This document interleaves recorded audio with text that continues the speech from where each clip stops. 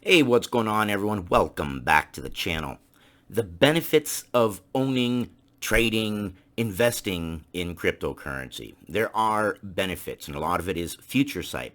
A lot of people wonder, well, why would you invest in a market that is so darn volatile?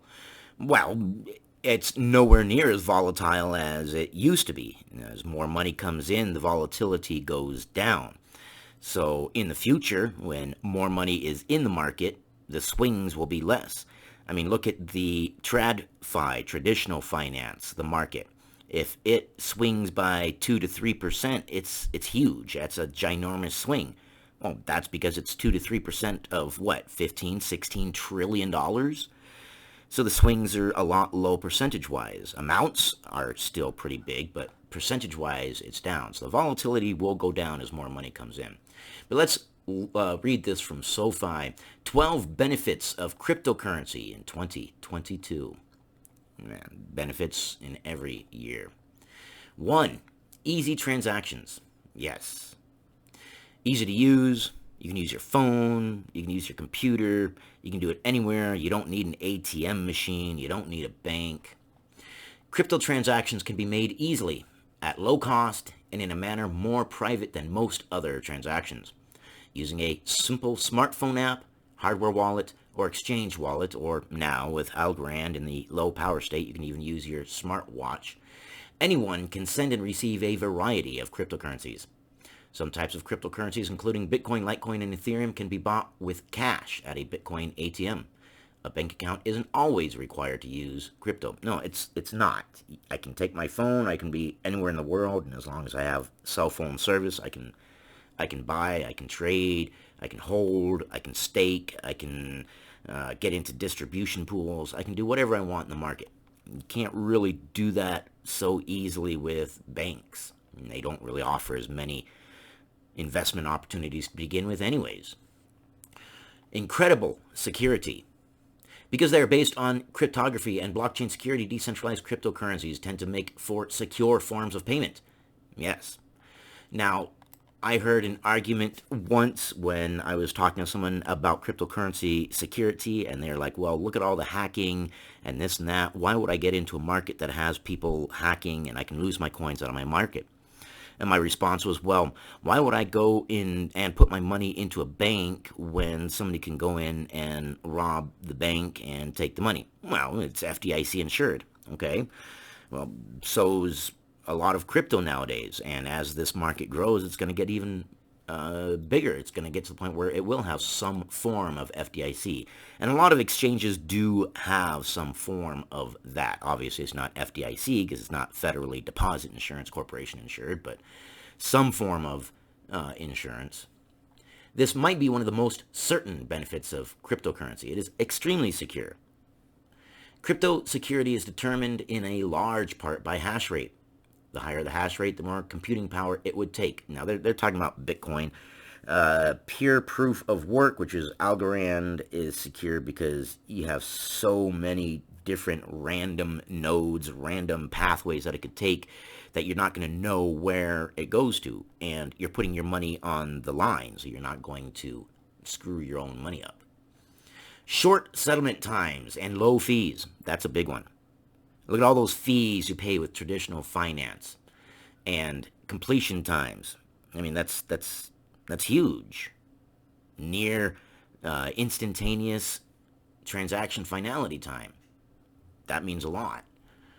While some people only want to invest in cryptocurrency for price appreciation, others might find benefit in the ability to use crypto as a medium of exchange. And that's what I'm kind of going for is I know, yes, obviously price appreciation, yes. But my bags are pretty much built towards when price appreciation happens and use case kicks in and fundamentals kick in that what I have invested in can actually be used. I don't just have to hold on to it and hold on to it and hold on to it. I can use it. That's the idea. Exponential industry growth. Yes, we are in early. If you don't think you're in early, think again. You are in early, even now. The cryptocurrency industry has been one of the fastest growing markets that most of us have seen in our lifetimes. Being involved now might reasonably be compared to being involved with companies on the leading edge of the internet back in the 90s and the 2000s. I think it is. It absolutely is. It's a burgeoning market. We are in early. It's just now getting government eyes and recognition and regulation and things like that. It's got a bright future. The total market cap of cryptocurrency market in 2013 was about 1.6 billion. By June 2021, it rose to over 1.4 trillion. I remember when it was in the billions, and it was a small market, and everybody was talking about Silk Road and how Bitcoins were only being used for black market stuff and this and that. And I was holding on to Bitcoin because I saw it start to explode in price. And this was back in the day when you would play phone games, and they were giving away Bitcoin on phone games. It was like 0.002 cents or something like that. And we'd play games and get Bitcoin, and then we were trying to figure out, well, what is this Bitcoin wallet, and if I'm going to play this game and buy these things from the game. And that's where it all started. I just wanted to buy some stuff from a game and stored Bitcoin, but then as the value went up and I started researching it and looking into it and realizing, hey, there's something here, I started holding on to it. And yeah, look where we are now. Exponential industry growth indeed. Outsized returns. Yeah, you're not going to get the kind of returns on the S&P 500 or any kind of TradFi market. More private transactions. Yes, privacy is one of those benefits of cryptocurrency. But crypto isn't as private as some people might think. It's going to be hard to money launder it because, well, it's a public ledger. So, I mean, all these things that people are saying, well, you're going to use it on the black market. No, I'm sure there's going to be some privacy type coins, but even privacy coins, we've proven that they're not really privacy coins. They can still be tracked.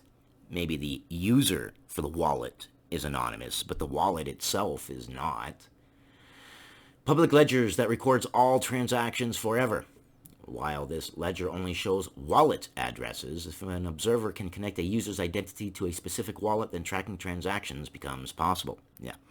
You are anonymous, but your wallet is not.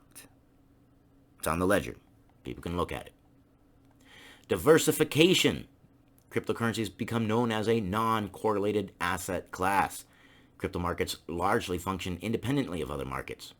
And they're, yeah, for the most part, yes. I can't wait until within our own cryptocurrency market, some of these cryptocurrencies operate independently, decoupling from Bitcoin. It's crazy for me sometimes when I think about the market and how Bitcoin moves the market. That's like saying Apple moves the market, even though there's completely opposite competing companies competing against Apple, that when Apple drops, everybody drops. And we know that's not the case in TradFi. Sometime, eventually, some of these cryptocurrencies are going to decouple from Bitcoin. That's going to be an interesting time. Let's see. And their price action tends to be determined by factors other than those affecting stocks, bonds, and commodities. I disagree with that. If you look at, because I'm in TradFi too, I've got a lot of traditional stocks as well.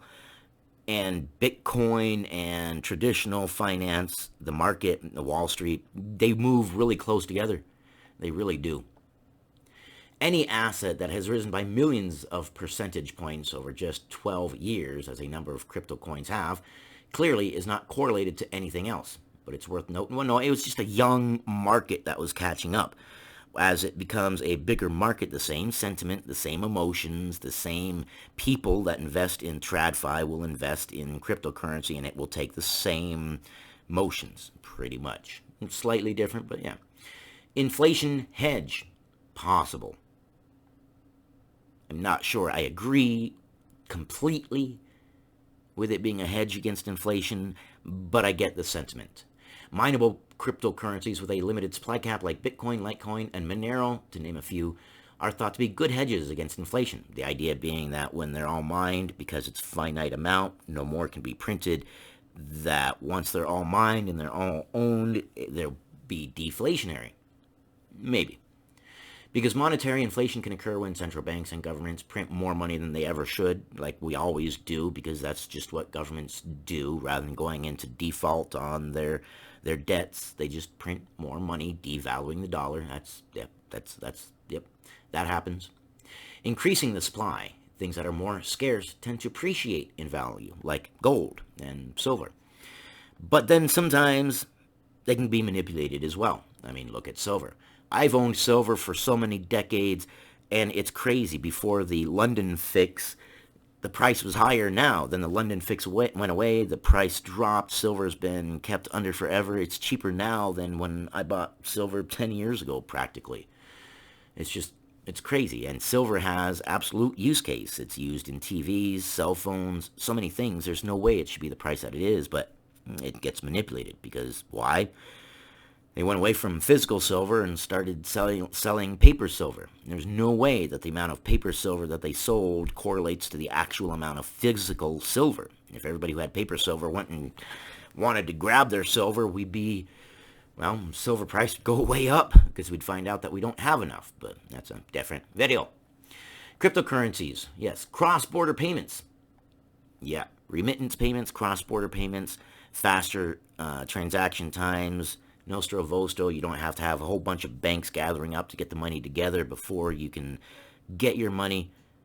Someone sends you the crypto, you get the crypto, you can trade it for whatever fiat you so choose, or you can keep it in the cryptocurrency you want. It's up to you. Makes it a lot easier, a lot faster, get a lot more options. Cryptocurrencies have no regard for national borders. An individual in one country can send coins to someone in a different country without any added difficulty. With traditional finance services, getting funds across international borders can take a long time, like a week, and come with hefty fees. Yes, insane amount of fees. In some cases, doing so might not even be possible due to regulations, sanctions, or tensions between specific countries. And cryptocurrency doesn't care about your nationality. It doesn't care about your anything.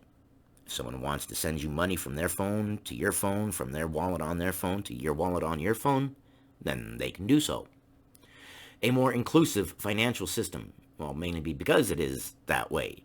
Anybody can send it to anybody. You're not going through a bank. You're not going through a central port of whatever, sending your transaction through them or having to get the transaction approved through them. You can just send it. If I want to send you some Algorand, if you posted your Algorand wallet, I could just plug in your wallet address and send you some crypto. Transactional freedom. One of the great benefits of crypto is that it can be used to exchange value between two parties. This can be done independently of any third party. This can be independently of any third party, meaning just two people, making the transaction freer and censorship resistant. Banks or other payment processors can choose to cut off service to anyone for any reason. Yes. And 24/7 markets. One of the reasons I like the cryptocurrency market is weekends and after hours, TradFi, there's no action. It's like watching paint dry. There's nothing to do.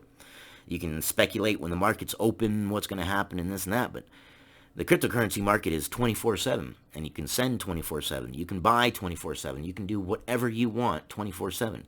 Stock markets are also, TradFi stock markets, are also closed on holidays and bank holidays. Cryptocurrency doesn't give a rat's behind about any of that. So there's a lot of benefits, and obviously we're going to find out that there are a lot of hurdles as well. The more regulated and the more in everybody's homes that cryptocurrency is, because remember, every solution has its own set of problems. But as these problems come up, we will solve them. I just thought you guys might like to see some of the benefits of cryptocurrency. I know there are a couple individuals who definitely want to see it because, this was asked for. You guys comment, you guys ask, and I give. I thank you guys for your time. You guys are amazing. I appreciate you, and I will see you on the next one.